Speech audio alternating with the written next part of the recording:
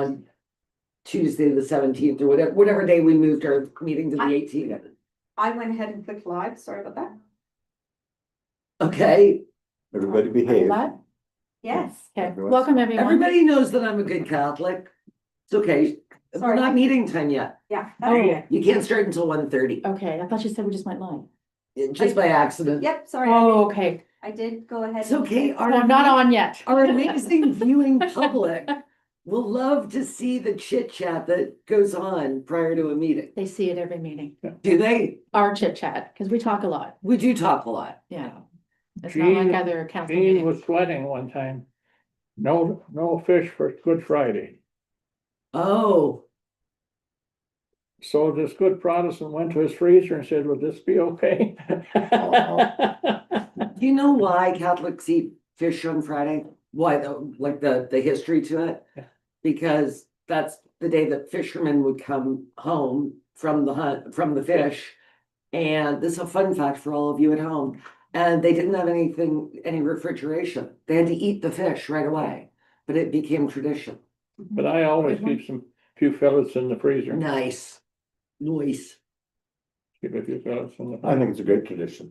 It is, We it's love lovely, fish anyway. yeah. I found in my shed, well, my contractor guy found, it's an antique and it's like a spear with hooks and it's for grabbing like snapping turtles or fish. It's Oh, really old. It's on a bamboo stick. My place is over 100 years old. Yeah. Anyway, I thought it was pretty cool. Like the prongs come out and I'm like, I wouldn't want to be caught by that. No. And then they go right inside the Wow. fish. Yeah. did you see on Facebook that somebody took a photo? They were at an antique store in southwestern Ontario and it was a Renfrew plaque, like cast iron plaque. And people were weighing in Yeah. on what it was. Hi Debbie. People were weighing in on what it was. It was made of foundry where the grates were made. Okay. But he didn't buy it and he was kicking himself. He said, I should have. It was Ottawa area, right? Yeah. It was Stittsville or something or Almont? Can I get, Yeah, maybe. I brought my personal computer to my computer. Oh, yep. Didn't we just have a conversation about I have this? 3 computers now, and so You But- need to label I them. put one label. I thought this was the right one, but clearly this needs to be labeled too. I can send an email. From what? To here with the package? Yeah, someone, Oh my gosh, I everybody. can look at it online. Website, Yeah. but you have that, Yeah, thank you. it's all good. Take it away, Madam Chair. Are we on? Yeah. Okay, sorry. Made a mistake last time. Welcome to the Corporation of the Township of Bonnechere Valley Committee Meeting. Today is Tuesday, February 3rd at 1:30 PM. We are here in council chambers in the municipal building and also via Zoom conferencing. I'd like to call this meeting to order. Do we have any additions to the agenda? I see none. Can I get confirmation of the agenda? All in favor? Are there any pecuniary interests or general nature thereof? None. We do have a delegation today, but he's not, sorry, Jim Pine is presenting on behalf of AMO Last Joint Municipal Service Corporation. Oh, sorry about that. Can I get I approval don't of know the why it's minutes, a please? spring act. Okay. I just missed something. Sorry, I have a question. Yep. Before we approve them, for Annette, under, in your report where you're talking about finance, Sandra, and it says under John Epps that I had no mileage or expenses. I did claim for and receive mileage payment when I went to the emo conference. Is that a different purse I took that from? Probably put it under conferences. Yes. Okay, no problem.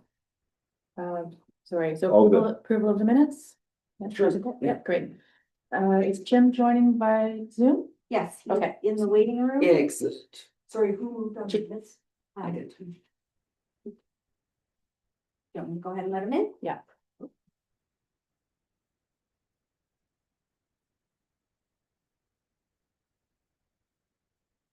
But he's not on the TV. I'm gonna put him on the TV. Let him.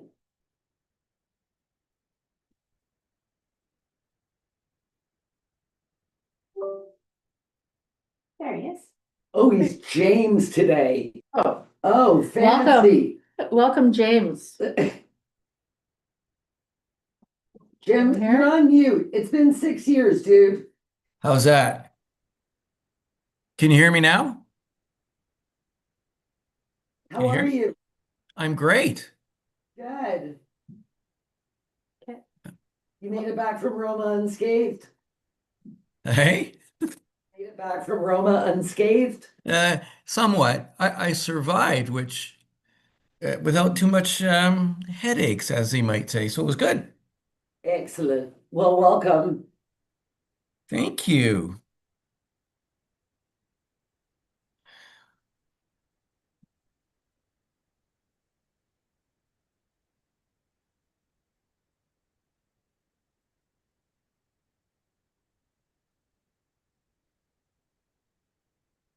There we go.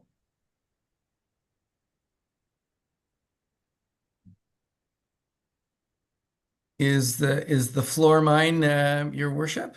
Yes. Oh, I'm Oh. not sharing, Jim. I was It's just all yours. welcoming you. Oh, Tracy is sharing. Take it away. okay. Thanks very much. I really appreciate the opportunity to be with the committee today to give you an update on the work that LAS is doing on this notion of a joint municipal services corporation for water and wastewater. But before I get into it, I want to say thank you to the township, particularly for participating and being such an active member in the study, and to allowing Annette to be really a key part of the group as we go through all of the work that we're doing. We really appreciate. It takes a lot of time, but as I say, her participation is absolutely essential to it. So I'm just going to walk through. We thought this was a good opportunity at this point in February to touch base with the participating members, municipalities, and just let you know where we're at. And some of you may have seen some of this at Roma. You may not have. We did a little update session there, but we thought it was important to come out to the community sort of virtually this case. I'm sitting in Owen Sound. I would like to be there today in person, but I'm in snowy Owen Sound today, which it's lovely. But let me get started then. We can go to the next slide after that. Yeah. The way LAS is is approaching the project, and we have to have all of our work done and the feasibility submitted to the LAS Board of Directors by the end of May, is that we established two working groups that are doing the hard work of doing all of the analysis and eventually preparing the final report. So, but the objective of the study is to do a detailed business case, as the slide says, to look at the financial and practical feasibility of LAS standing up or offering a joint water and wastewater services corporation, or JMSC. And we're going to do that in terms of providing advice on two main things: doing detailed financial analysis and modeling that looks at the financial structure of a corporation and looks at how a corporation might establish rates, what kind of design is necessary for that. And the second piece, and really important part as well, is the governance of the corporation itself. What does it need to look like? How do shareholders interact? How does shareholder, and I'll talk about this in a minute, give direction to a board that would be running the Municipal Services Corporation? So it's a pretty detailed approach to trying to develop this report. And I think the next slide gives a little bit more detail. We think that there are some specific benefits and some good benefits of looking at an MSC, a joint MSC, around economies of scale and potentially lowering costs for financing, which are going to be important. Um, Better capabilities around planning and human resource issues for having the staff to run an operation, risk management. And ultimately, at the end of the day, the LAS board has to make a decision on which way it wants to go. So they'll take their time after May to look at the report. But one of the things that strikes me and members of the committee about this, the importance of this work, is there really two things actually. one that failure is a word we can't use in water or wastewater services. They have to work, and they have to work now, and they have to work long into the future. And so we need to prepare ourselves to make sure that that continues to happen. And the next thing is AMO estimates over the next 10 years that up to $300 billion is going to need to be spent by municipalities across the province for their water and wastewater services. About 100 billion of that is for growth, but the remaining part is the remaining 200 billion or so is to deal with existing infrastructure that we all have. So there's this massive amount of investment that's going to be required in our lifetimes in the very near future. And so this is a really good time to be thinking about and talking about what is the best way forward facing that kind of investment requirement for municipalities, particularly municipalities of a smaller nature, and some of which who are or maybe geographically spread apart. It makes this study very interesting, but those two things drive us to try and do the best that we can in this feasibility study. Make sure that we can continue to provide water and wastewater services long into the future for our residents at an affordable and effective way. So there are some benefits we think to on a general scale on a joint municipal services corporation. Next slide. There are, including yourselves, there are 8 municipalities that are participating in this study. And as I said, we're really fortunate that all 8 of you have agreed to do this because it makes it a real life study. It's using real data from your communities and your systems to do the financial modeling and to look at the kinds of way we need to structure ourselves on a governance basis. So without the support and participation of you and your fellow municipalities, we wouldn't be able to do this study. So again, a real big hats off to all of you. Next slide. The way we're really going about the project is we've established 2 main committees. A group we call the Consultants Committee, and I am project managing this on behalf of LES with both committees, but I work pretty closely with the Consultants Committee. We've brought to the table, or LES has brought to the table, some really strong legal expertise out of Weir Folds, the law firm, who are helping us on all sorts of things, including financing and debt and governance issues. And also, AMO brought to the table a company called London Economics, who are doing all of the financial modeling, recommendations and suggestions around rate studies and rate designs. They bring a really strong expertise in rates and rates. They've done a lot of work in the PUC field and the electricity field, as well as other areas. And some folks, including myself, that bring municipal experience.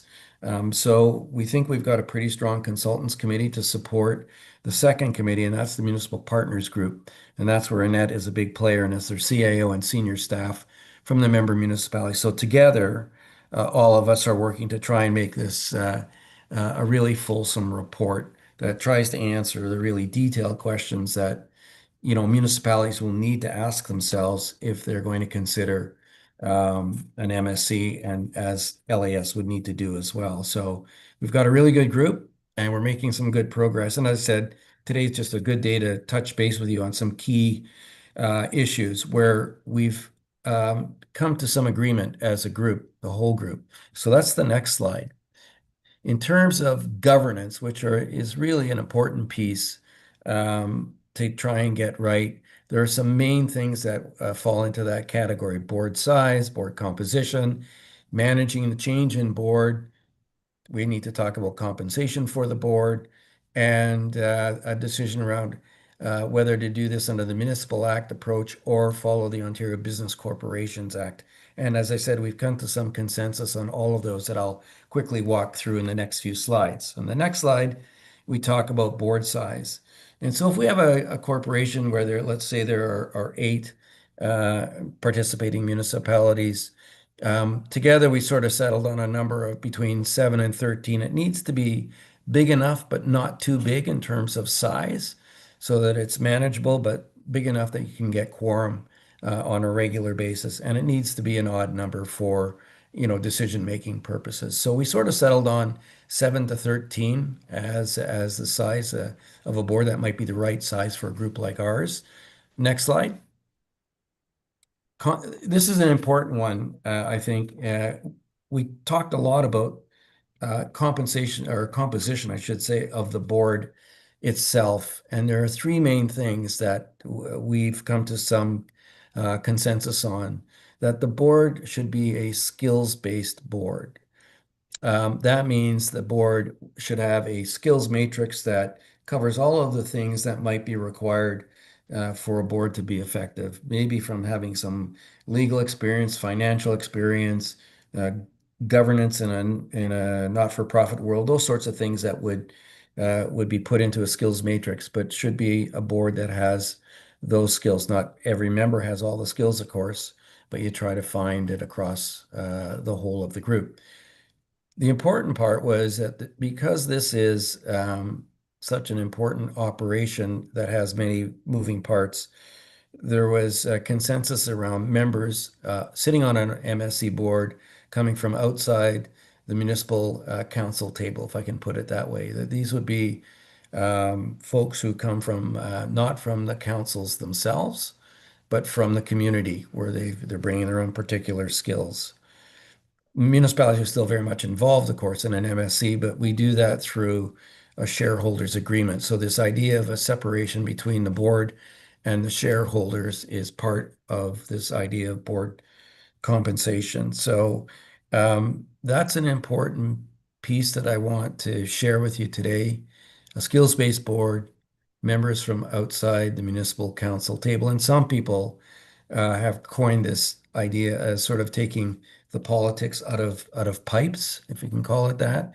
But it really is about getting a skills-based board together to manage the operations and to set the policies going forward. So that's board compensation.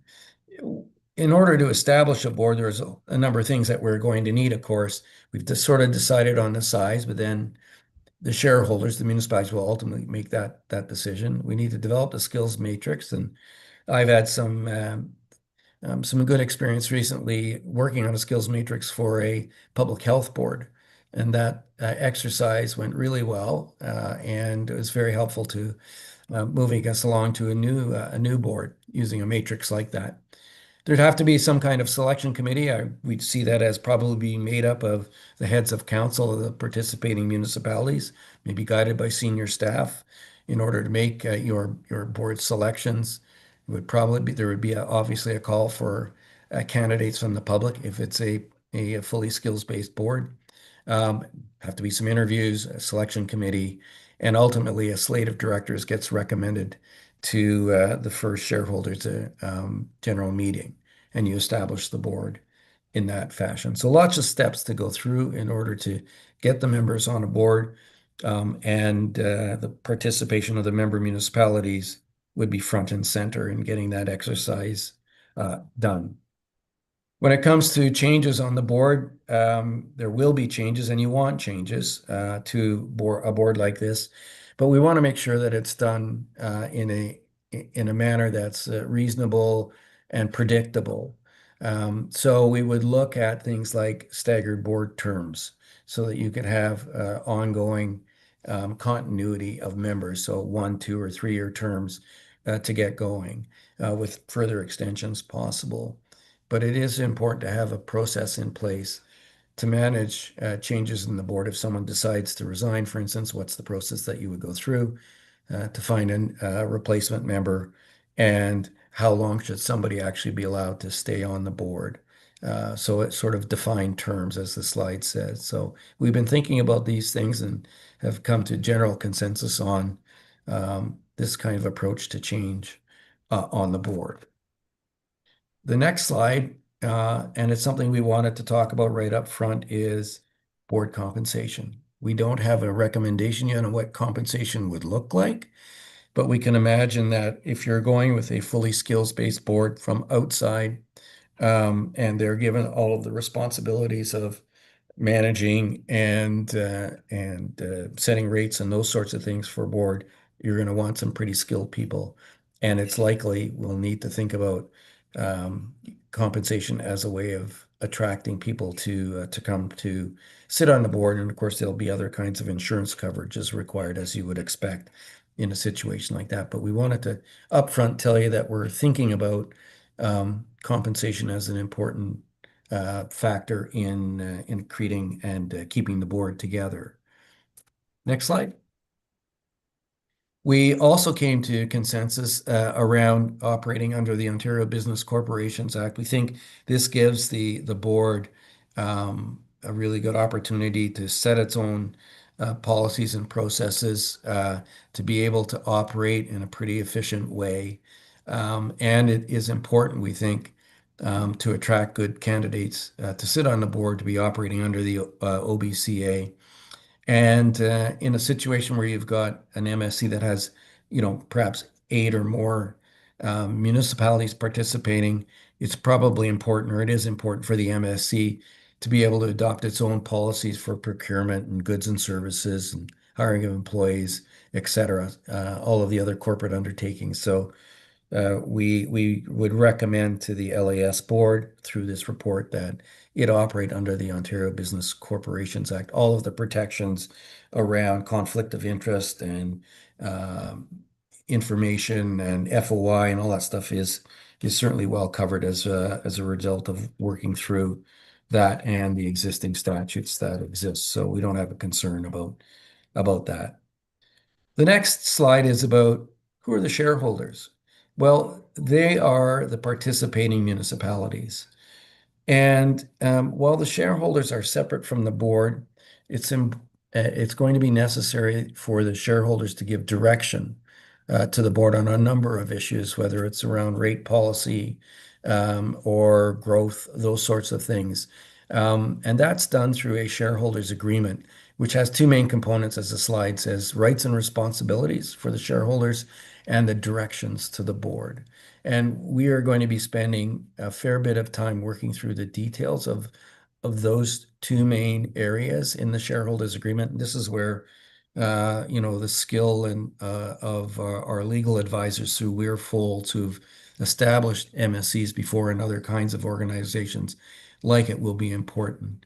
The other areas where we're going to have lots of discussion is around the distribution of shares. How much are you bringing as a municipality to the table in terms of your water and wastewater systems? Having a dispute resolution system, and we've agreed on we tried as best we can. We don't want to be in court. If there's a dispute, you'd rather find a way of working through it in a non-conflict kind of situation in a court setting. So, mediation, conciliation, and perhaps binding arbitration at the end to settle disputes more efficiently and certainly less costly.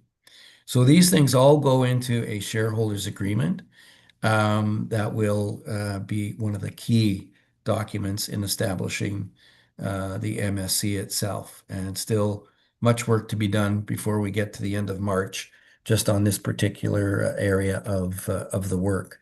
So just to give you an idea of what's ahead of us around that particular piece of the governance file that we have to deal with. Rate setting and rates is another area that is going to get a lot of attention, and we're starting on that now. And that's where London Economics is going to come in. And certainly your staff who are participating will have a lot to say about this process, and that's exactly the way it should be as we work through the study. The next slide is just a principle that will guide us in the whole discussion around rates and rate design, rate setting, and that is trying to establish the full cost recovery as being fundamental to the operation of an MSC.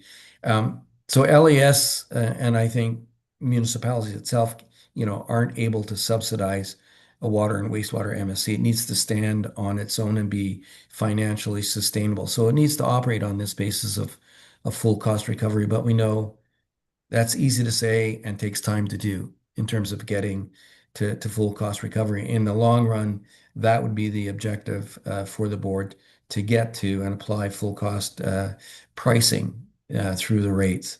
But in the near and medium term, our early indication is that we're going to continue to need support from the provincial government for the operation of our water and wastewater systems through an MSC.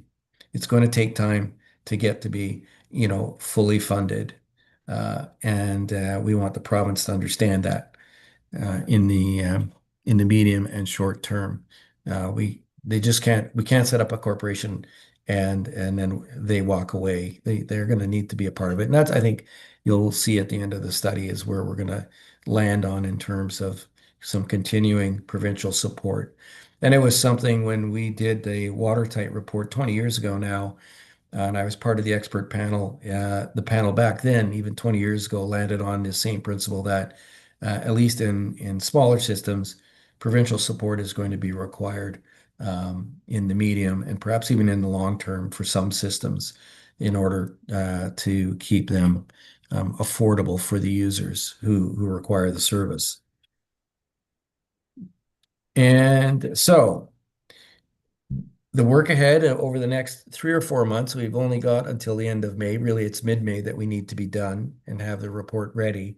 There are a lot of things that we need to flesh out. And again, I just keep going back and saying, thank you for allowing Annette to be a part of this because we couldn't do it without Annette and her colleagues. But we've got work to do on rate setting policies, on the rate design policies, and of course, drafting the shareholder agreement, sort of the guts of the study. We're getting into the nitty-gritty details now over the next number of months. But as I said at the start, we wanted to, if we go to the next slide, just at this point in time, just ask you if you think we're on the right track. And I know it's hard to give me an answer today, having just gone through the presentation. But if you could think about that, and if there's any thoughts or concerns or suggestions that you have, and you wanted to share those through Annette to the study committee, that would be terrific. But generally, we just wanted to, come at this time, as I said earlier, tell you where we're at, and then perhaps get some suggestions from him going forward. So thanks very much for allowing me to ramble on a little bit, but it's an important piece of work. And again, thank you for participating in it. Happy to try and answer any questions, Madam Chair.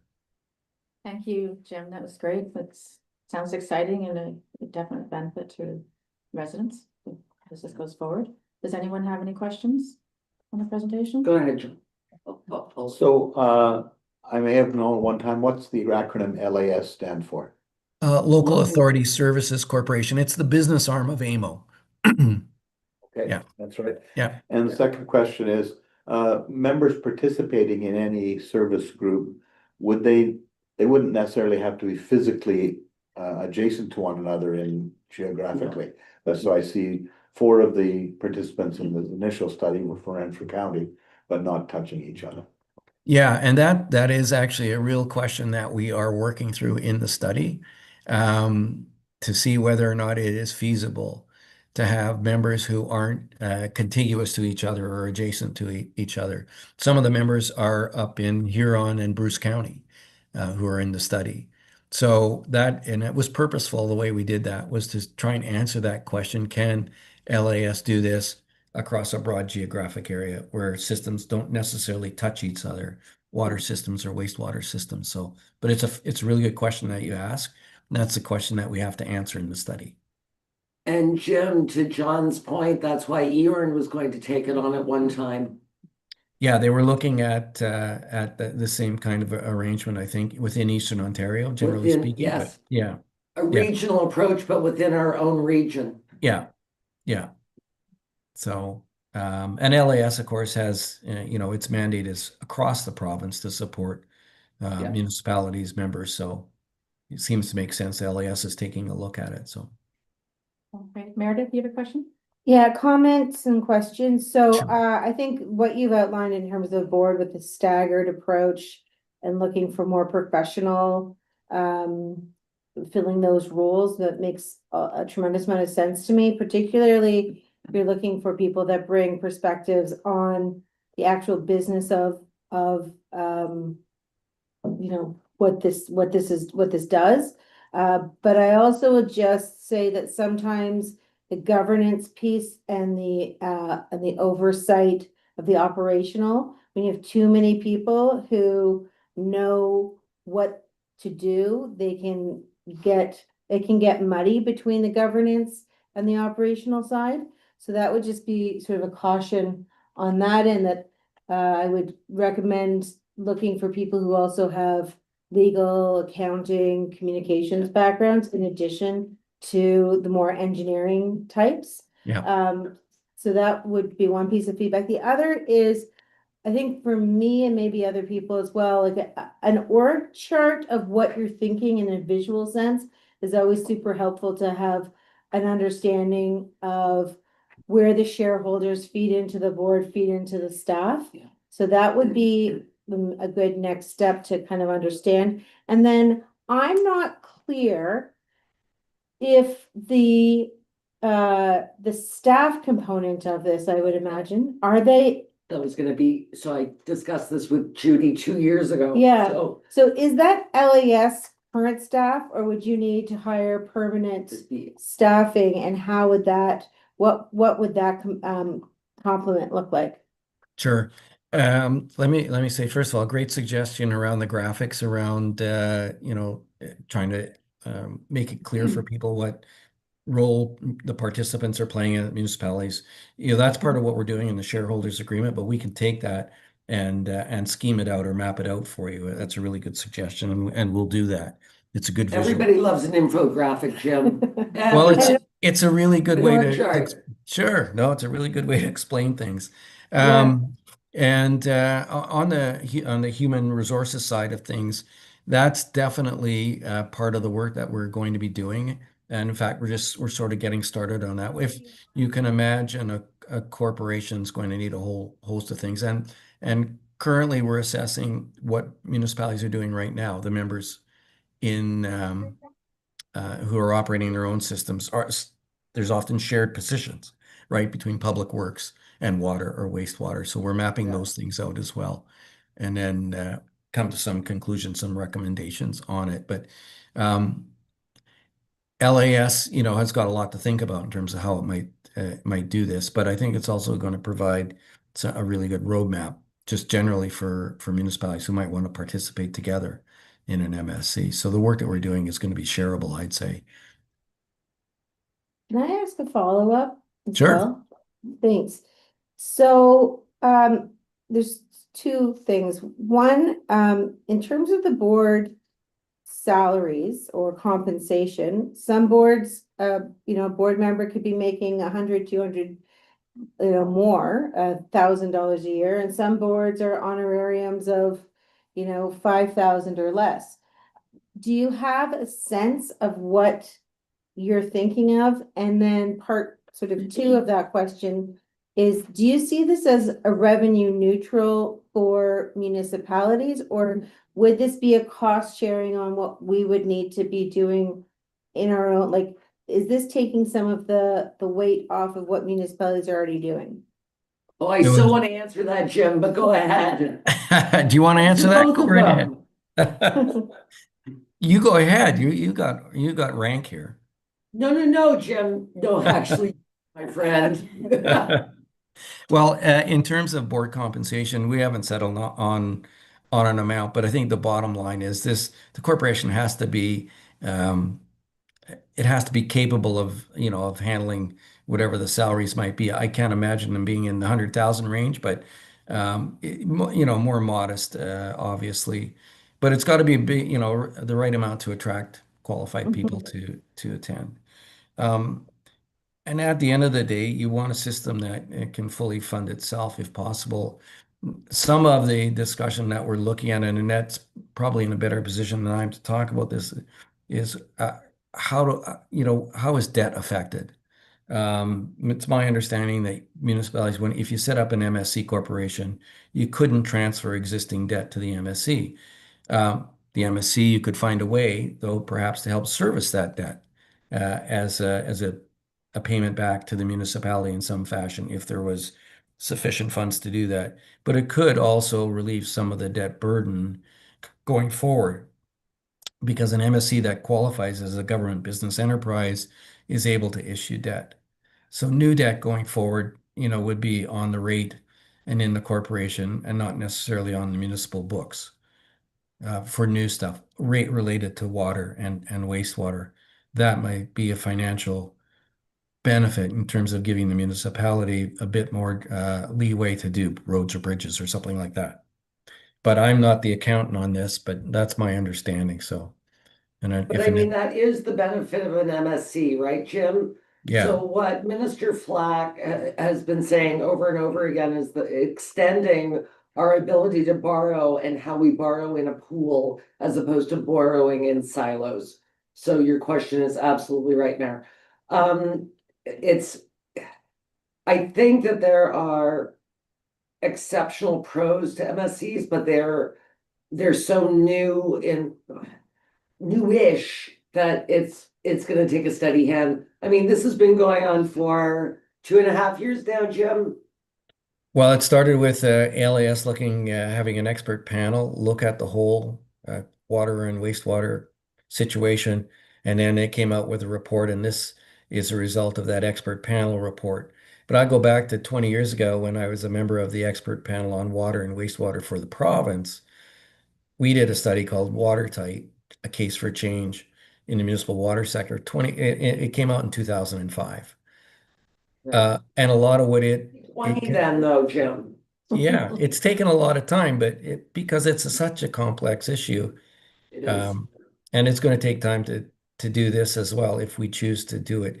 That's why I think LAS needs to be commended, is that it's trying to answer a whole bunch of very detailed questions and Yes. issues for the benefit of the members. It would be really challenging for Bonnechere Valley on its own, for instance, to do a feasibility study and do all of the things that would be necessary. So being a part of this I think, is a benefit to the community itself at this stage, but we'll see where the MSC decision lands. But it's something that needs, really good analysis, and that's what we're trying to do. And I mean, it is in baby stages as well. Weirdly, Jim, 3 of the 8 that are on your list received. We had our water and wastewater funding announcement this morning with the province. Okay. So the city of Pembroke, the town of the township of Whitewater and ourselves, and the town of Renfrew as well, but the Renfrew's not on your list. We all received monies this morning. In fact, we received over $5 million, which is very exciting, and I'll be announcing that later on. So there is obviously a recognition from the feds down to the province, down to us, that we do have a water and wastewater deficiency in capital and operations. So this could be a useful tool. The one thing I had asked Judy Dizelle about ages and ages ago, and it wasn't represented in your slide deck. On slide 13, you do talk about staff. But when I read this, I assumed that meant administrative staff. And one of the things that I had said to Judy is, there are some of us, some that use Aqua as a management for their water and wastewater, but there are others of us that have our own staff within our municipality that, I'm not talking about us necessarily, but that could be unionized, that could have benefits, that, are long-standing employees. And I think that LAS and your group should certainly consider how those employees are going to be managed as part of our corporation or as part of the MSC. How do you make that transition? How do you explain this to Aqua if you're absorbing some of their employees? There's some boots on the ground work that I was actually more concerned about than administrative. So if that's something that you could take back to your crew, that would be excellent. Yeah, and we are actually working on it. So Okay. you will get some answers to those kinds of very detailed questions as part of this study. We are just about to launch into getting the exact details of what people are doing, so we can assess all of that. So yeah, it's very much part of our HR component in terms of the study itself. So you're right on point with those observations and those questions, but we'll answer those things as part of the study. Thanks, Jim and Pine, appreciate you. I Pleasure. think one more question here. Yeah, sorry, just one more question that occurred to me, and I would say I absolutely see the benefit of this and appreciate the work, and you're lucky to have Annette, as we are as well. I was gonna say that too. But I did want to, and I'm sorry if I missed this, but has there been any signal from the province on this avenue? On this work? This work, On yeah, water and wastewater? yeah, just. Oh, in yeah. ter- No, Yes, but just in terms of doing this model, yes, okay, yes. They, in fact, and the they're province very is, much, yeah, the I would province is doing. imagine they would be. Yeah, and they're doing some of their own work. You might be familiar with the region of Peel. They're doing some work around that. I'm actually in some discussions with municipal affairs folks. So yeah, we're collaborating where we can, but the province is definitely, doing its stuff too. It just occurred to me, Jim, that I probably should have introduced you properly and given your extensive resume as the CAO of Hastings County and all the work that you did with the province, with health, what you did. I mean, the list goes on and on. It would have taken up your entire delegation time. Well, thank you. It just means I'm old. It's Mhm. Jim's fault that I'm on Eorn, by the way. It is. It Yeah. is. Yeah. It's your fault probably that I'm on Roma as well. I'm gonna blame you for that as well. You Oh. moderated a session I was at Roma, so I've seen you, but you haven't seen me, so. Oh. Yeah, no, I feel lucky to be a part of this study because it's really a nice follow on to what the work that I was involved in 20 years ago, really, and has always been on my mind. So it's nice to be a part of it, and I think at the end of the day, we're going to come out with some really good, information and the ability to draw from what we've done that would support others who are looking at this as well. I mean, as I said at the start, water and wastewater services are not transitory. They have to be provided forever, right? And we got to What make, you, what you couldn't see, Jim, so two of our council members are new to this term. oh, And they went through the water and wastewater training at the beginning of the term. And the chair, Tracy, Councillor Sanderson, when you said that about safe water, and she looked at me and went, yeah, like, it's a thing. I learned It's a about the thing. liability to counselors if it's not right. Yes. exactly. Yes. Yeah, it's a thing that never goes away when you're in municipal government. So, we always just try to find a better way to do it if we can. Great, thank you so much. Is any other questions? Are we good? Great, thank you for your time, Jim. My Thanks, pleasure. That's Jim. great. Have a great day. Enjoy the You great too. county. You too. Look forward to seeing you. Maybe next time I can come up in person, that would be great. I'd love that. I would too. Yeah. All right, we'll make a All date. right. Thanks for that. Okay, Thank you. bye for now. Bye. Okay, so we're moving on to reports. Daryl Birch is not here, but everyone has the package and the information. If there's any questions, I'm sure we'll run them through Annette and Everything was good. You gotta everything's shut- good. you have to Yes, chug. yes, that's a good segue here. Daryl, you want to come up and do the results?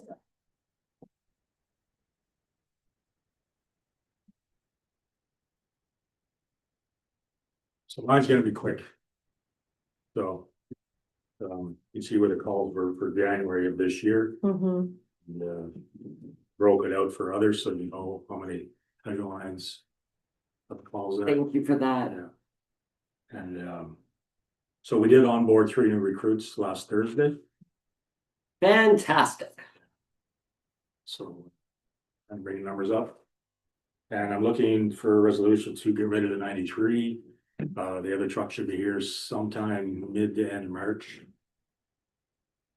And I'm looking at Fenton Fire. I'm gonna see if I can find what it would be worth if we put it on the market. I just gotta send them some information on it. They will give me a number. And we can either do a reserve bid or just take the highest bidder. Put it on Gov Deals as well. Yeah, we could do that as well. Yeah, I'm just trying to. It's so sad to see the old 93 go. Oh, well, She was a good truck. Yeah, she did her job, She did. so. And as you can see, the junior firefighter program was Yeah. trucking along really well. And then life got in the way with 3 of our coordinators. 2 got on career firefighters and 1 went to work for Petawawa. So it's kind of, we've been really, so we're gonna revamp it, restructure it. So instead of going all year, we're just gonna do the back, second semester of the high school year. So that gives us the first semester to recruit. And then if kids wanna come back again, they're more than welcome to. So as we don't wanna lose the program because we've already benefited. Yeah, One of our people that rolled in was from a program. So, And we can't begrudge, other municipalities are getting these excellent people oh, in no, no, positions as well. no, It's, no, we've been getting them from Pembroke, Petawawa, they're coming in from all over the place. it's fantastic. it's wonderful. Yeah. Yeah. And now the kids are calling saying, when's the next class, when's the next class, and I'm meeting with one of the coordinators this Friday, we're trying to hammer it out. Because their life schedule changed now with a 24-hour shift, they're trying to figure out how to get it to start, because I'd like to get the date solidified like we had it before, every second Wednesday. Right. And I'm also looking at bringing in possibly another coordinator to keep running it. I've been stepping in as well. Get the old fire chief to come help you. Well, the problem is that we were trained a certain way, I know you were. and the new ones today are trained a totally different way. So when I'm there, I usually try and give them my perspective of back in the day. You know, When we walked both ways uphill to Yeah. school. take all the windows out and watch it burn to the ground. It happens for all of us, I think. Back in the day. Going through these courses, do they get a high school benefit or whatever? Yeah, when they come in, we give them their 40 hours Okay, for their volunteering, and we're teaching them skills that they won't get anywhere else. Yeah. Like we will put them on a chainsaw, we'll get them on the extrication equipment. What could go wrong? Well, no. Yes, there, Yeah. You know, we are going to, we're gonna teach them first aid, and we're also introducing them to other, like, Teach them chainsaw, You're teach them right. first Same aid. session. other emergency services. We had one of our originals actually decided to go paramedic route. Ah. She went that way instead, so she was with us for a year, and then she decided, she was out of NAW and was attending their fire training as well, but she decided she's gonna be paramedic, so. Nice. Yeah. Good career choice. Meredith? I think it sounds phenomenal, and I'm just wondering if there's been any thought to doing like a summer, more intensive summer program when the kids are out of school. You could do 2 or 3 instead of doing every Wednesday, you could do like a 2-3 week block. Problem we run into is a lot of the kids at that age have jobs, and even the scheduling, even this year with some of them playing hockey. So we used to run it through the summer, Mhm. and that was the kids' prerogative. They said, we want to keep coming.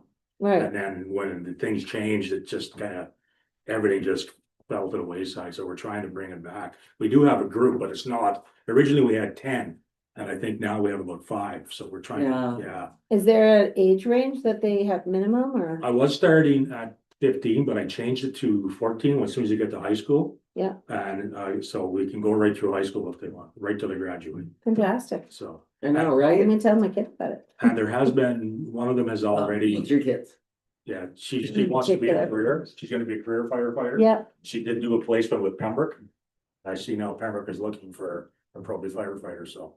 And I know when she applied for the position, Chief Zell reached out to me and said that she done an excellent job, so that was kudos to our trainers. No, that's when you tell Scott, no, she's terrible. You don't want her, Scott. What are you doing? Well, she's from Pembroke. right? Oh, she is, okay.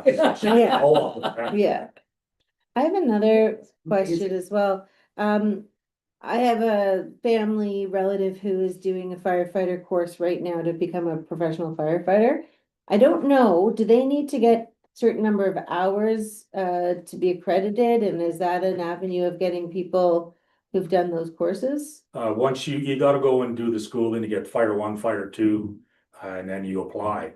Now, one of our firefighters got on with Ottawa Fire, and everything that he learned when he was in fire college, they threw it out. He Oh, spent 3 months back in the classroom, learning how to do it Ottawa's way. okay, And that's what's gonna happen with any city. You're gonna learn it you got the basics, but this is how we do it in this house. That is no different than OPC, and then you go to a police department, a police force, wherever, Yeah. and they're like, no, no, no, no, no, forget everything you learned at OPC. Yeah. We're gonna teach you our city's way, or our, yeah, There is the basics, but everybody has a few different ways, and it's not a bad idea to have more tools in the toolbox. But they don't need a certain number of hours. No, just put in the Volunteer. time and apply, and Ottawa runs a campaign every couple of years, and you pay $600 to get in and see how far you go. Hmm. So, for $500 fee, to apply for the job and whenever they do recruitment, so. Appreciate you taking these other and explaining. That's really Very well. helpful. Okay, Thank you. oh, and permits are coming, so. yeah, I was gonna say. Did it exhaust you to do the building permit chart? Well, I had a few when I was laid up, Yeah, but that's, I was having an issue with the VPN, so figured it was just best to do it like that, Nobody's digging a hole in the ground. excuses. so. Okay. Thanks, Daryl. Bye, Daryl. I'm warming up for Hey, you. Jason. Use your opening act. Hello. So as everyone can see, all our stats for 24-25 at the waste sites, Jason, this is great work. Thank you for doing this. that's all in It's all what? Dana. Yay, Dana. She's been phenomenal. She Yay. is too. Yay, Dana. No, these are fantastic stats just out of interest. The nice part of it is they're increasing. Yes. Yes. I was gonna say Except I that. think for one, every one of the stats is increasing, right? Yeah, We're getting better, more recycling. Yes, for sure. For sure. But if you look at some of the numbers, like they've increased, like the number of vehicles have increased, Yeah. significantly, which, why? why? These are more. No, are there why? We want more accidents? recycling. We don't necessarily want more bags of household garbage. No. You know what I mean? Like, if Yeah. you look at them, that everything's increased, but Where are these people coming from? exactly. The only thing I wondered about were, people in the village, who, didn't want to wait for that. I don't know when garbage gets picked up. So they go to Sand Road because Sand Road's so easy. And when they're at Sand, they can also do compost or they can do, so that's the only thing I wondered about. Like if you don't want to have a composter in your backyard. I really don't know why. Could it be increase in residents? That, Not or is that. that? Not that much? many. Yeah, I don't know. If you They're just not look at, if you neighbors, look right? at Sand Road, right, there's just about 900 vehicles more. It's in bizarre. here. And your household garbage has gone up almost 3,000 bags. Well, that makes sense. 3 bags per Yeah, car. Yeah, But it's rare for a vehicle to stop at Sand Road and not stop at 3 locations on the site to dump different things. oh, exactly. Yeah, it's well organized. It's very well organized and it's very clean. Would there be any chance that the neighbors may be sliding in? Who knows where? We handed out those cards, was that 4 or 5 years ago? We Yeah. redid them. Most people are good. They still have them. They come in, they show them. But, there's a lot of people that, And I feel like our Sand Road waste, I don't go to Lake Clear very often, but Sand Road, they know everybody. Or they Mhm. they seem to know every car that comes in. It's the social. I don't want to place. get anybody. maybe they still stop and But, once upon a time, not that long ago, I seen a truck and trailer come in from Kellaloo into Ruby Road. Maybe we should reissue the cards. well, there's a bit of a problem with that also. Because they just go into the tax bills, right? Right, So you're getting lots that don't have a That building on aren't- them that are getting the card. right. So they're not producing household garbage or recycling, so that's the issue with a lot of it. Well, and it's not the apartments because they've gone private. So even the extra, say, call it 80 people. Their garbage isn't going to these sites. Is it people staying home more? Because of the economy? I don't know. Well, during COVID, we saw an That's what uptick I'm saying, in yeah. snow drifters because people they were spring cleaning. spring cleaning. That's what we did, Yeah. right?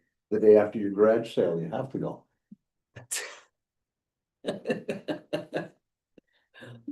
Okay, well, in any case, I really did appreciate the stats. I think it is interesting. I will note that like Ruby's down and Sand is up, so it could Yes. also be that like people are choosing to go to Sand over Ruby or someplace else because there's organics now, right? So I'm not sure like the total number is still up by 2,000 and some, Yeah. but you know, that's not completely. No. But It is still like, there's a question mark to it, like There why is. in 1 year we have 2,000 more. But So, Sand has all the accoutrement, Yeah. right? We've got recycling, we've got the household hazardous waste, we've got compost. It's kind of the mini mall of waste. site. super center. It is. Yeah. So, yeah, anyway, it's interesting. Yeah, for sure.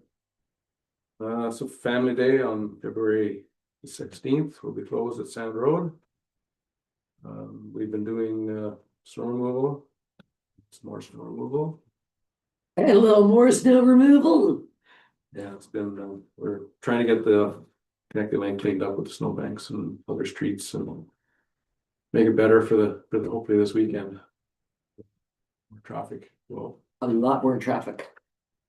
So this week, when it's not snowing so much, you have to go and cart out all the snow that's at the side of and end of streets and take it to a larger dump area. yeah, And now it's snowing again. and it's supposed to snow Heavy. Friday again, so. Anyway, That's frustrating. I come in. Say back way, no, Zotto, yeah, the Silver Lake. And you know the big hill that comes down on the bend, well, someone was going up and going too fast, and you could see the snow was out up the embankment. People have to store. calm down when they're driving. It's a pastime in Renfrew County, isn't it, to phone up and criticize the various snow and grading techniques, snow removal and grading techniques. Absolutely. I've It's had a a few. hobby. I've had a few. Just like it's been a very snowy winter and we're just at the beginning of February. How is the budget in terms of what's been allocated? Well, you know, So right now. how much praying do we need to do that it stops? So I did phone Windsor Salt. Even though we're through the county with our pricing, Yes, I can still get contact with Windsor Salt. So we were last Friday, they called, so we still had 500 ton of salt that we could get. well, that's They were gonna give us our quantity that we were allotted for. But after that, it would be sketchy to get salt. So we ordered 3 loads this week. great. And so we're still good for like about 380 ton. Which would equate to, About 12 loads at about 38 ton each. that's not helping me. And how many times do we use on a snow event, let's say? That's right, like How personally, many snow events, but yeah, might that help? A lot. a lot, okay. Depending on the weather. That is the expert. I know, but I love that he 38 ton and, okay. So right now, we haven't been using a whole lot of salt because No, the way it's been going so cold and everything Yeah. else, so we're using sand, so. And the county's been using more sand out of Foymount. So that shed is about 2/3 empty. And, Wow. and our big shed out here at Spring Creek is just about empty, and then we still have our new shed full. wow, And okay. Eganville is about half full. So we're still like about 3,000, a little better tons of sand. So the salt is saved when you have snow that doesn't have time to melt before you move it, okay? And it's not great when it's -30 out, Yeah. but I know that the county's been using sand because Foreign's Corners looks like a beach. Yeah. That's a particularly dangerous corner and people come where 512 meets Spring Creek. Okay. It's a Mm. particularly dangerous Yes, corner and very people sharp. take it way too fast. So they always do a great job of sanding there.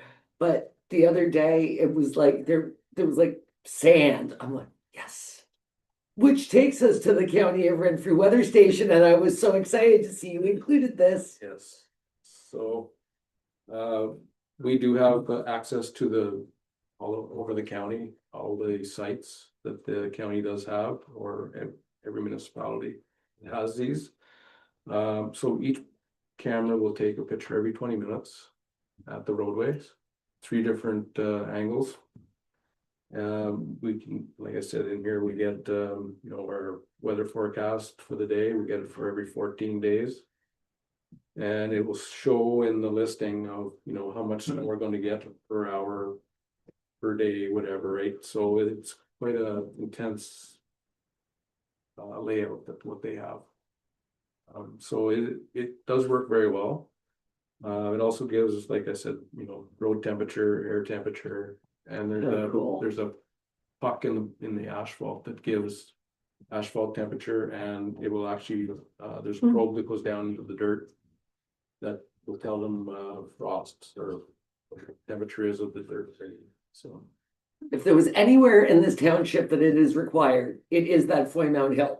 Oh, yeah. Because Yeah, it's, yeah. that's like a whole different country. Yeah. Like, there was a full-on blizzard at our house, and I phoned Annette and I'm like, can you believe this snow? And she said, what snow?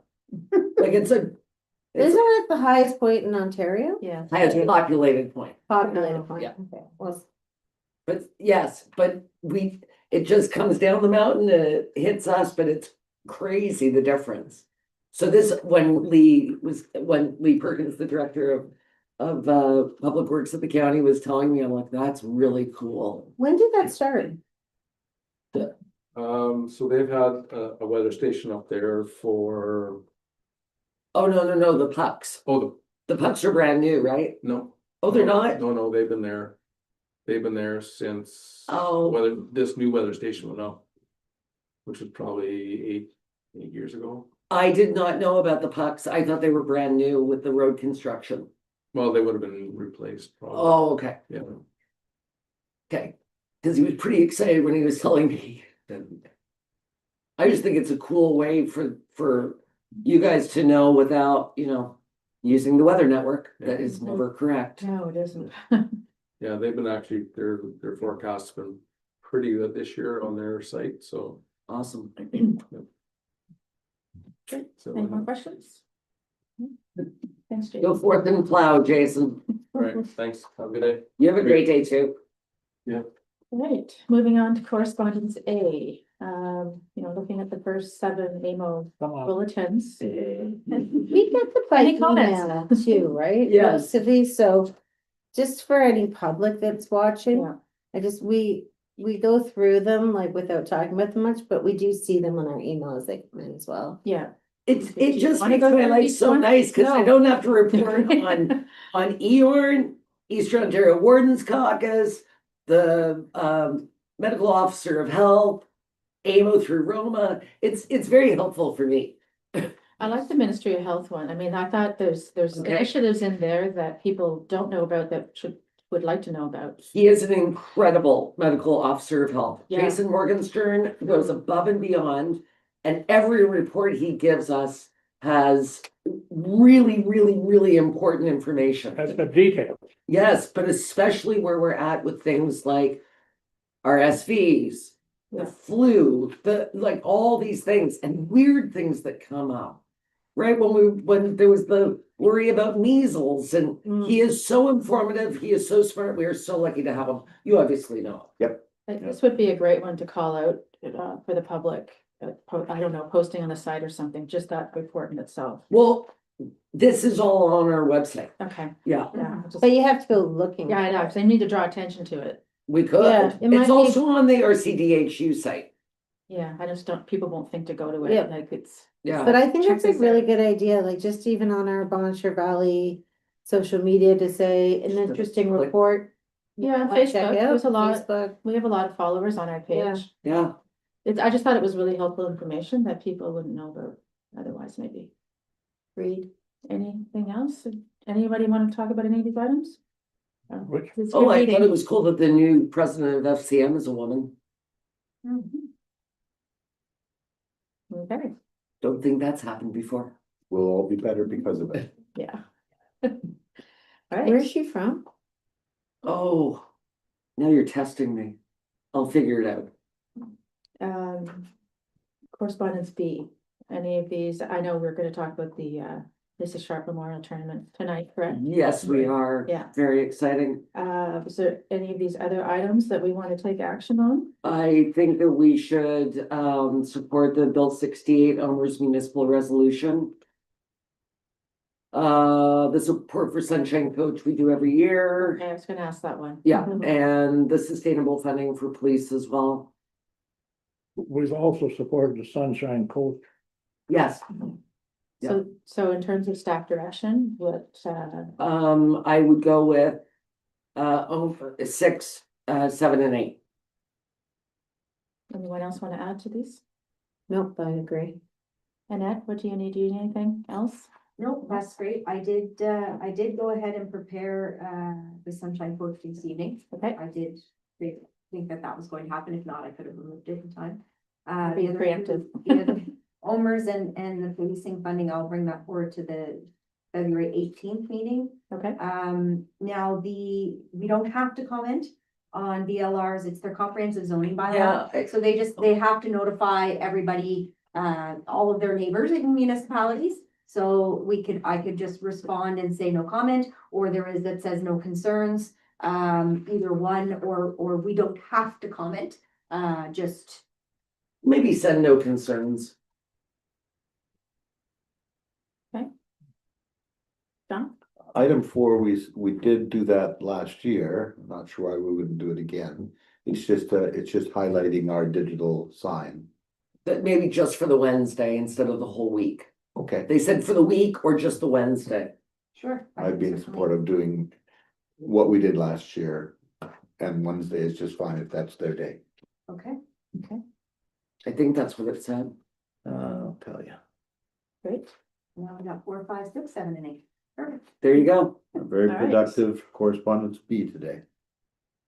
Okay, do we want to take a break or do you want to move on to the next? Yeah, Take a 5 minute? yeah, just, Okay, I've got a 5-page report, so. yeah, I figured there's gonna be a long. Just give me a little bit, guys. You're gonna settle in.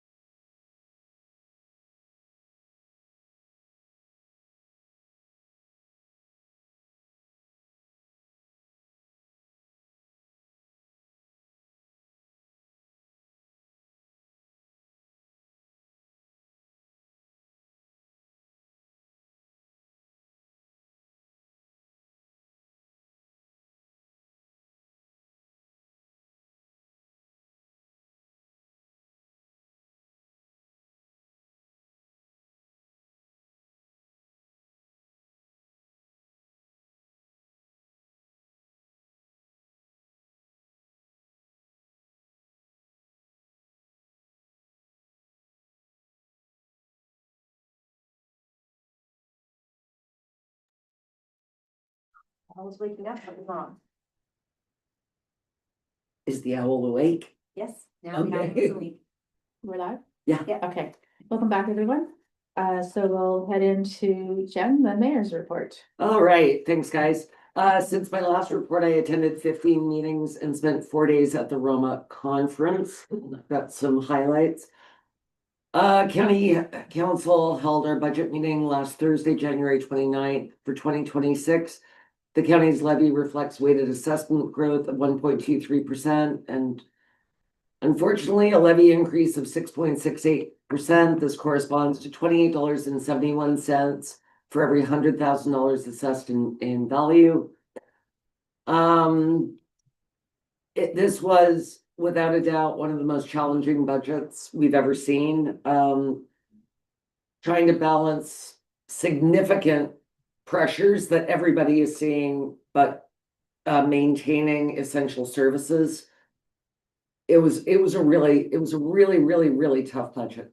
So we're standing by it, but again, we recognize that 6.68% is not ideal and not what any of us wanted. We try and land in that 3%. And it just was not possible this year, but staff did an outstanding job. Okay, under Roma, so the conference was a huge success with almost 2,000 delegates and 698 delegations with ministers, parliamentary assistants, and associate ministers. It's the most we've ever seen. On Saturday, I participated in a Roma board conference orientation. They made sure that we were all, fresh and ready to go for the next morning to greet people. On Sunday, Pam Saney from Zone 5 and I presented at the Zone meetup. The slide deck's in our correspondence. This reflects the changes in the Ministers Forum where we had 2 this year. It seemed to work well, but we're just receiving feedback. I've got a Roma board meeting in 2 weeks. And the challenges with the OMERS pension plan. So I'll have more to come on OMERS in the next couple of weeks as well. Of note, we don't have any conservation authorities in the county of Renfrew, so I let Pam speak to it as my zone buddy. However, there are 5 in my zone, which is Zone 6. So something I have to keep my eye on. On Sunday, I represented the Eastern Ontario Wardens Caucus with Chair Bonnie Clark at a meeting with Minister Rob Flack, who is the Ministry of Municipal Affairs and Housing.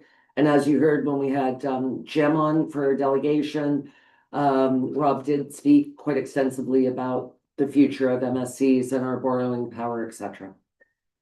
On Sunday, I also attended an event where Whitewater Region was honored for their efforts in attending to seniors in their community and beyond. On Monday, I attended the following delegations. The Eastern Ontario Wardens Caucus met with Solicitor General Michael Kersner regarding OPP costs and billing model. The County of Renfrew met with Associate Minister Sam Oosterhoff, Ministry of Energy and Mines, regarding the crucial need for increased hydro capacity. The County of Renfrew met with Parliamentary Assistant Jess Dixon from the Ministry of Education regarding the immediate need for more childcare spaces. This is also, especially in sort of our northern end, where the garrison is growing and so is CNL. And in order to have families, we don't have the childcare capacity that we need.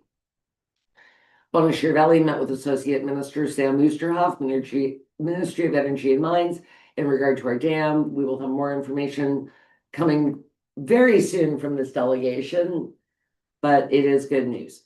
The County of Renfrew met with Minister Kevin Holland, Ministry of Forestry, regarding the 4 biomass projects in the county and the need for hydro expansion. The County of Renfrew met with Minister Trevor Jones from OMAFA regarding the PAWS Act and the need for provincial cross-border processing for all meats and dead stock removal. And I want to give a special thanks to Angela Field. Angela is a councillor in Amston Bromley, but is also a farmer. She came as a subject matter expert. We were told about some of the Canadian rules as opposed to provincial rules about cross-border. But it was very interesting. I actually learned quite a bit. But the PAWS Act question was about actually classifying guardian dogs and working dogs, which was actually brought to me weirdly before I even knew about this delegation, because we do have quite an extensive sheep farm in Bonashir Valley. And the question was asked about Maramas as, Great Pyrenees as guardian dogs. And if we go above 4, we need a kennel license. So it was very timely.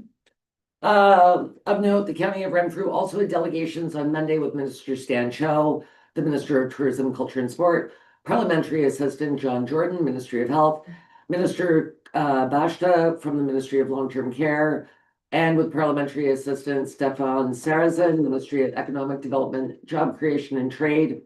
I was unable to attend these delegations due to being triple and quadruple booked, but county colleagues brought our messages effectively and ensured the county was well represented. And I will tell you, I met many of these ministers and PAs in the hallway and said, I'm so sorry I wasn't there. And Minister Cho would say, don't worry, Jen, they had you covered. They told us why. So I should have worn running shoes to this conference.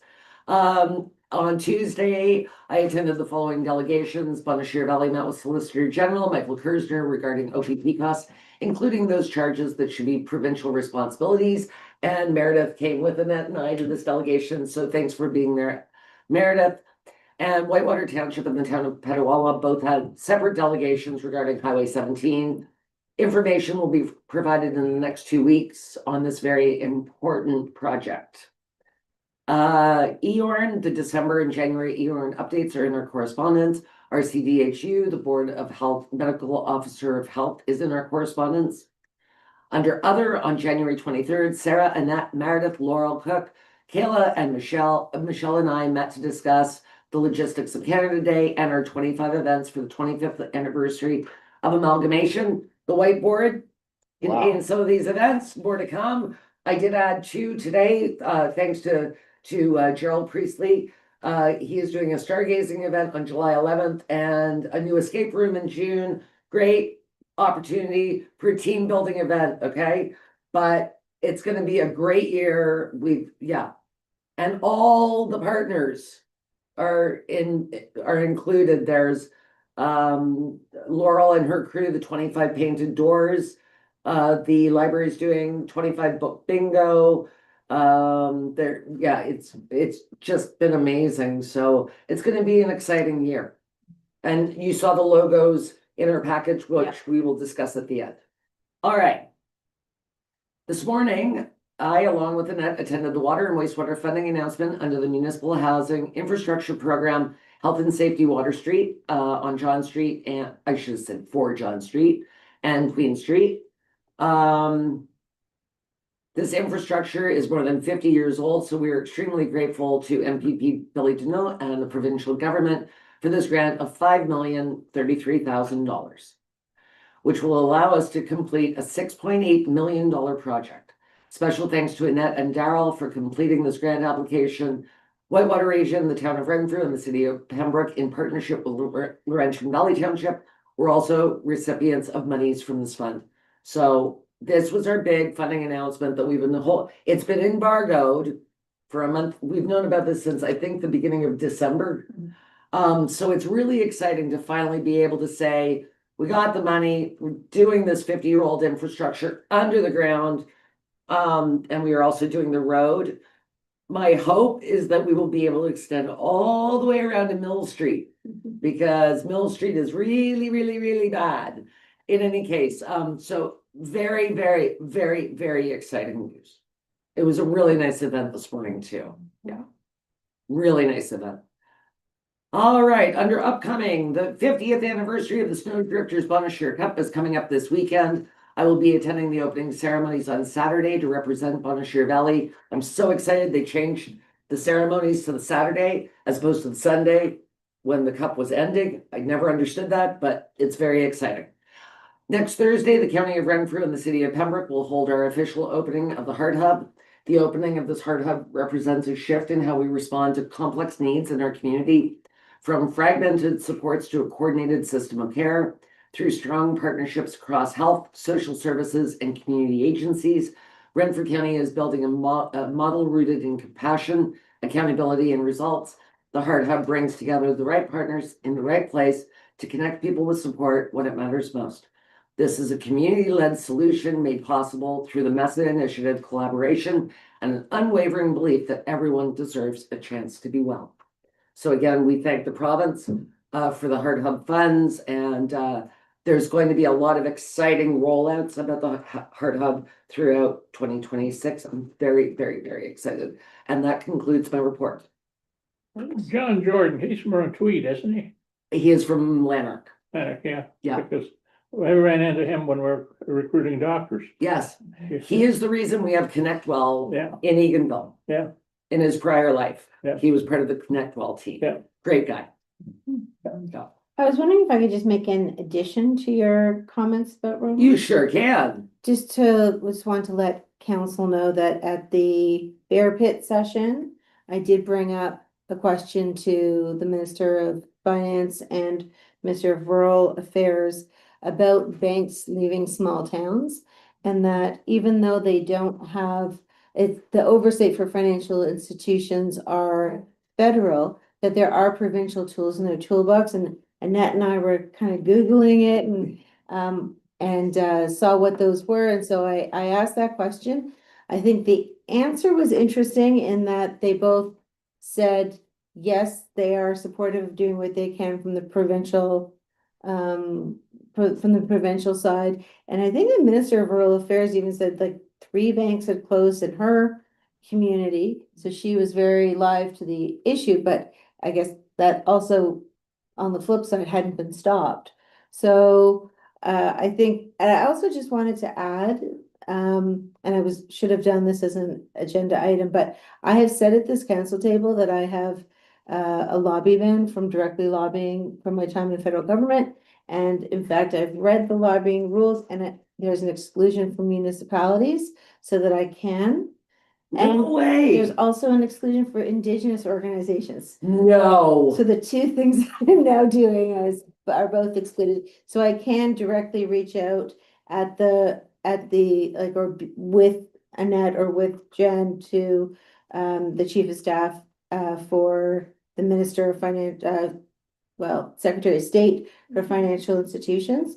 But I just wanted you to be aware that that did get raised. And I think when we have our meeting, our public meeting, we can, also say that we brought it to Roma, we brought it directly to the ministers provincially, and we're gonna do the same So it was federally. Lisa that answered your question. My apologies. I believe the ministers forum, I had a delegation at the same time. It was Lisa Thompson. Oh, it was Lisa Thompson. It was Yeah, Rural Yeah. Affairs. yeah. Okay, I'm gonna reach out to Lisa and just ask if she can provide anything for our, But also Minister Bethel yeah, Fenney, Peter, yeah. Bethel Fenney, Bethel. Ethlyn Falvey. Ethlyn Falvey. Yes, Ethlyn Ethlyn Falvey. The quick answer was, yes, I support it. We'll do what we can. So I think there's follow-up to be done on that front. Do you want to reach out to Peter's staff? I'll reach out to Lisa myself. Sure. That'd be great. And Just, I think I can forward to you, Meredith, the letter that we sent to the Secretary of State, because if you're gonna reach out, you might as well have our letter. yes. I'll send Absolutely. you copies of all, I can Perfect. send all council copies of all of those. If you can, Yeah. and I can forward saying our township reached Sure. out about Yeah. this. Awesome. I'll forward them around to all of council. Mhm. Brilliant. Okay, did anybody have any other questions from my report? Oh, I thought John was gonna ask. I did too, yeah. We're good? No. Great, thanks, Jen. No, thank you. Thank you for your time. Moving on to the library report. I don't know, was the whole report shared in it? The Yes. CEO report? Okay, so you have all the details. I just love the way they track their information, their data and analytics, and it really shows. When you think that this year in review, 15,116 visitors to the library. Considering we're a small community, that's significant. Yes, Yeah. great. It's, And some of the stats are staggering, but you know what I thought was strange? I thought their internet usage would be higher. That was the one thing I noted. Well, it I- went down. So go ahead, Murph. You were talking about that, but I think most of the people have got themselves up to speed on the Mhm. internet now. At one time they were, Yeah, I just, that was the one like stat. they that I didn't have thought a would be- computer at home, so they got on the internet at the library. Yeah, you're right though. well, it's up over 2024. Sorry, did you? No, it's down. I have, looking at oh, sorry, that's December Yeah. usage. My apologies. But I noticed the same thing and I thought the same thing, like as we're seeing cell service increasing in the community, that need it's still there, but not to the same extent. Yeah, and also what I've seen over the years, before the adults, the children didn't have a computer at home, and I gather they had computers at schools and whatnot, so they went up to the library. Yeah, Well, just, looking at December for BV was 1,106 total patrons. Considering the size of BV, I think that's pretty high.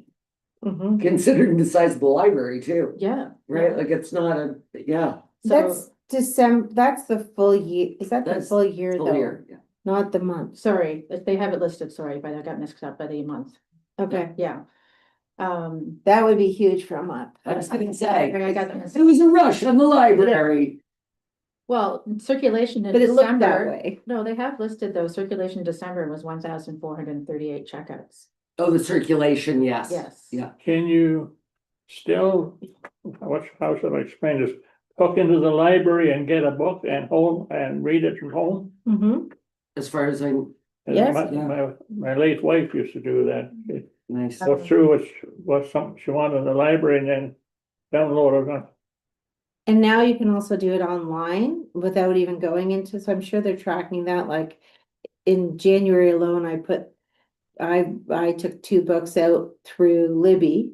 And that would get counted because they have to put in what library I'm from. So that would all be tracked. I was actually curious and I wonder if you can find out for us. Like on their infographic, they have ebooks checked out, e-audiobooks and e-magazines. But I didn't see actual books. As like, I'm curious the ratio of actual books to the ebooks.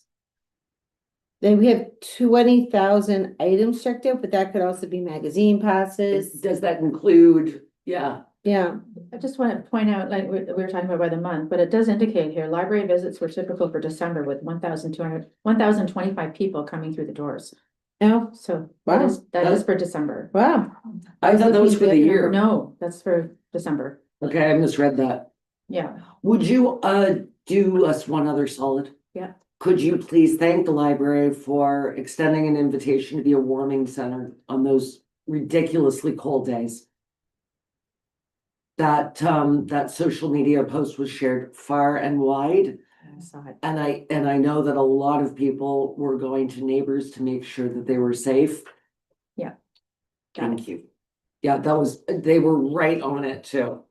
There's something else I wanted to point out. So games night, December wasn't very good, but the youth night on Wednesdays, they have an average of 16 preteens each week. So talking about youth programming, Meredith, when we're saying what's going on in the community. Yeah, I know that is preteen, but I think that's pretty impressive number as well. and they used to have, when Valerie Warmerdam was one of their youth, they had an enormous group at that time. So it's nice to see a resurgence Oh, of even that when I crew. was on, there was Jenna, Oh, yeah, that's her right. crew and Solar. Her library crew. No, there was a really great group of youth as well. I love that. They have a lot of, I know people can read this, but there's just a lot of book clubs. They've got photography club. Crystal Inwood Angus is selling photography there at the library. They had an angel tree, just many And initiatives. their angel tree is always exceptional as well. Yeah. So that's great. Lots of good things there. Okay. Draft resolution for Bill 5 is the next item on our agenda. I thought this was very well worded and far more appropriate for Bonaire Valley than some of the other ones that I've read. I think that it balances that we want to be able to build, but we understand that there are processes, that there are things that we do have to consider. Anyone have any comments, edits? I thought it was really well done. So that'll come to our meeting tonight. Yes, I do have it ready. Thank you. Okay, so it's not something we vote on now. No, Okay. Annette just put it in our Yeah. committee package as a draft, because if there were any amendments needed, they would be done before Yeah. 5:30. Okay. Yeah. Great. And now, I just wonder, sorry, one word. instead of council acknowledges the stated goal of economic growth and development, maybe there's like acknowledge is like we accept, but maybe there's a different word that is like we are like in lockstep. It just occurred to me. Does anyone have a thought on that? Like, now be it resolved that council acknowledges the stated goal of economic growth and development, endorses the stated goal? I'd be fine with the word endorses. I like the word acknowledge, just that it, you know, we are partners. Yeah, but But, it's almost like like- we acknowledge what you're doing, but like we endorse, like we're. Right. Any preference? I'm fine with the word endorse. Sure. Okay. It's the only change then to that. Endorses.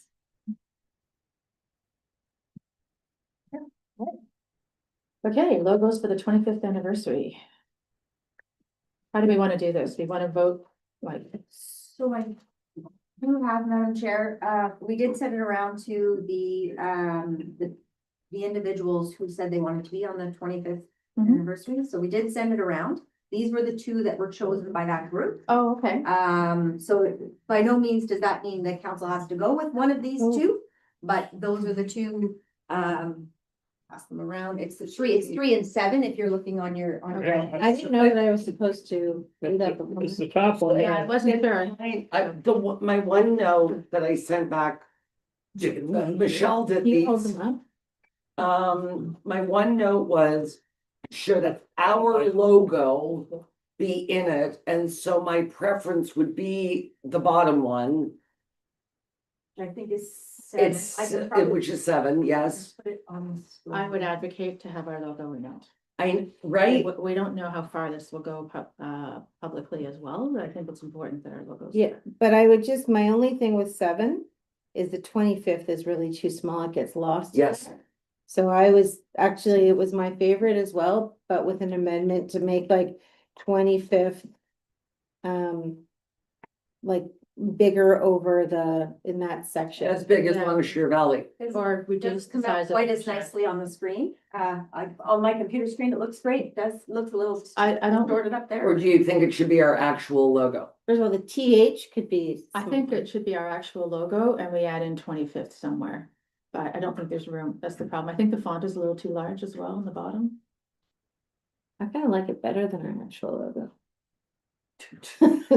I Are we mean, printing this? just Are we in terms printing of this modern. anywhere? So so what we're doing is, we're gonna print it on any of our information that's sent out on the 25th, and all of these organizations that are putting together 25th events are gonna add it to their posters that haven't already, some of them have already been created, and that's just the way it is. But like, for instance, you know, the stargazing, find 25 things in the star, the photography club was doing, Okay. you know, 25 pictures, like there's so Don't many. announce that. Claire dumped Gerald in it when she said 25 things to, Yes, right. and Gerald went, oh, now we're doing that. Okay, so there's lots of 25s, but so this logo would be on all of those things to kind of connect them all. And that's what we did for the 125. We had Yeah. one logo that put on everything Yeah. that year. But do you mind if I stand up here? Okay. So like my thinking is the 25th there could take up more space in here, so it's like, it really reads like 25, that's what stands out. Oh, I see, it's over the trillium, that's the, Yeah, Because we get a lot of blank space here, which is good to have some blank space, but I think that yeah, the 25 really needs to, so a large, that's the thing. So And we I like don't- that it says amalgamation. so if we go with 7, the 25 would be bigger. And Tracy, you thought the Golden Valley should be I smaller? think that they should be the same size. So you think they're the same size too. I You don't think the 25 should be bigger The than? 25 should be bigger, but the rest of Okay. the text should be the same size. Yeah, 5 bigger. Rest. I like it though. Mhm. Well, and I can certainly pass that on and then that can be updated, but the groups are waiting to have this today. Yeah. That some of them have posters ready to Yeah, go. So, Should the lettering be in the blue? No, I don't think so. Okay. I like the No, gold. think it's. Okay. yeah. Gold, All right. gold kind of signifies the importance of this, Mhm. right? the gold stamp. Yeah, exactly. Took it out of my Okay. mouth. So if that's the direction, I'll give that to Sarah, that can be changed, and then we'll send it Yay. to the groups. Oh, sorry, John. Did you need this? You must have- All right. Boy, that was easy. Okay, moving on, we establish the next meeting date. It's February 18th. It's the Wednesday. Yeah, when, Yeah. At 1:30, right? And the date that we have for the public meeting the is 19th, the very next 19th. day. Yes. So I'm just wondering about any prep work needed for that. Yes, there will be. Yeah, I'm sure we'll be barraged with emails, but right now in a sort Time on the of, 28th. this side of her desk is all public meeting stuff, okay, okay? But anything we need to possibly meet? Is that what you're exactly. wondering? Like, do we, how we're, just the format and any, I see it being the same as the official plan meeting. Okay. I'll open it up, let people speak, Come on. not, Merv is not missing a call with that ringtone. I normally leave this in the car. Well, it's fine. I'll open it up, we'll let people have their say. We'll see. I think the thing that I am waiting on is to see if anybody will actually come from BEMA. So I don't wanna do too much pre-planning without knowing what's going to be Might be just urgent. answer it, Merv, Might it's be fine. urgent. It's 5:30 to 7 on the 19th. February 19th, 5:30 to 7, February 19th, 5:30 to 7 at the Eagle's Nest.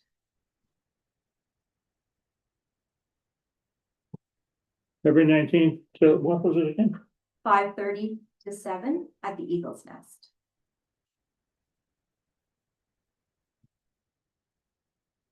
And it's not a program that will go till 7, it'll be allow people to linger and talk, I see it exactly the same as the OP meeting. yes. Exactly, like, we're gonna sit as a panel.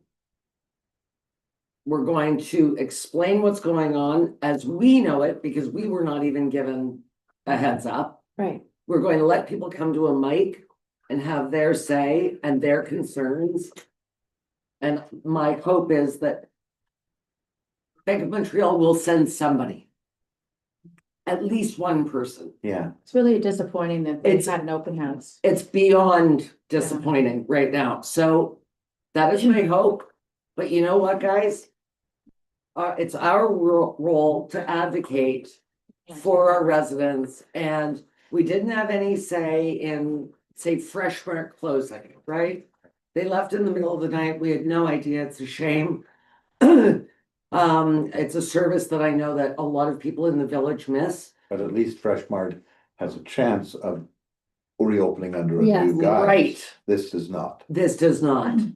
So it's, anyway, I would like to wait and see if any of the letters that we sent will be responded to appropriately, where a representative or more will actually come. Yeah, I will reach out to Ministry of Finance and staff and send you the letters, I'll send them to all of council. That you want to reach out to your contacts and we'll see if we can have conversations. The one letter that I did get, so two things I think that have come forward are, one, the public asking if we should do a petition. And then the second thing that has come forward is the credit union has asked if there's anything they can do or that we would like them to do for this meeting.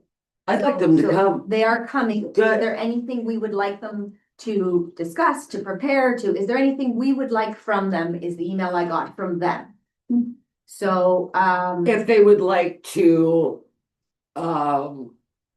explain what they do very well at the credit union and that they are open for business, because they're having an open house as well before ours. okay. So, yeah, so And also, like, what are the things that they can't do that a bank does? I Yeah. think that's what people good- really because want they to are understand, different. right? Like, you Right. can put your money, you can do all the things, but what are the things that differentiate? So then someone can decide, like, do I actually need a financial institution that's bank as opposed to credit We union. will provide them some time to discuss the difference between credit unions and banks. Absolutely. Yeah. How much time approximately would you think we would provide them? 15 minutes? Yeah, I That think just that's seems fair. even long though. All right, 10 minutes. 10 minutes? You don't want to sit around listening to banking? Their source of information, and they can do, one thing that's important is they cannot do is close a branch without the memberships, which is me, Exactly. saying, we're gonna close this branch. But I would also ask that they come with handouts for people. Okay, Yeah, just so that, sometimes when you're listening to something, it's one thing, but when you go home and you have something to read. Yeah.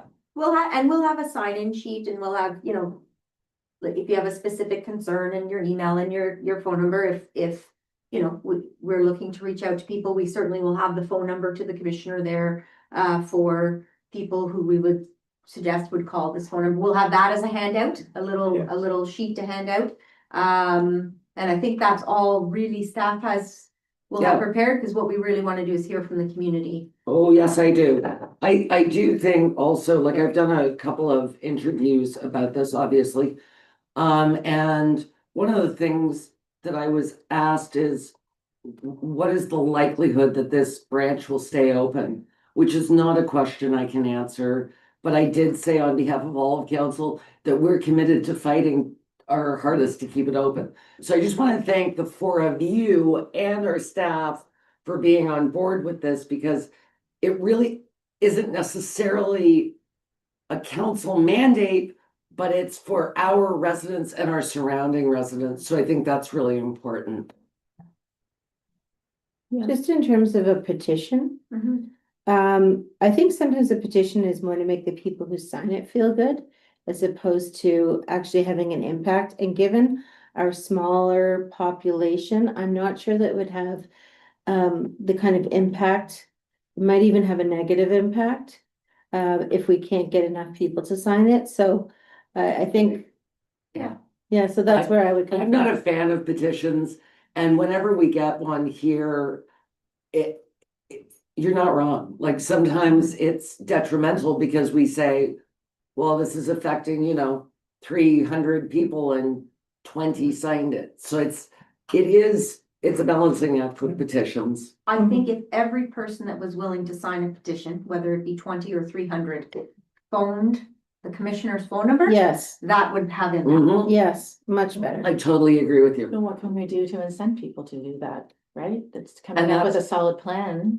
But that'll be sort of the Messages. messaging, right, Yeah. Tracy, at the public meeting? It's We important. need to incite people to get these phone calls made, Yeah. to write emails, to write letters, yeah. And what might be helpful for the meeting is to have a template letter that they can use and a phone number, so that they can do that advocacy, anyone who wants to directly. Yeah, That's a great idea. that is a great idea. We'll have That, that. like, let's arm these people with whatever we Yeah. can give them, right? Yeah. And I will reach out to Mr. Thompson as soon as we're adjourned. Okay, great. So moving on, does anyone have any other questions? We're good? Oh, Media, Yep, moving on to our media session, Debbie? I was just gonna clarify that the logo is only for the 25th anniversary, right? You're not changing the whole. yeah. no, it's just for Yeah, no, that's it for me. Thank you. Okay. So that concludes our. no, thank you. This concludes our meeting. Can I get someone to move us to close? Great, thank you. All in favor? Excellent.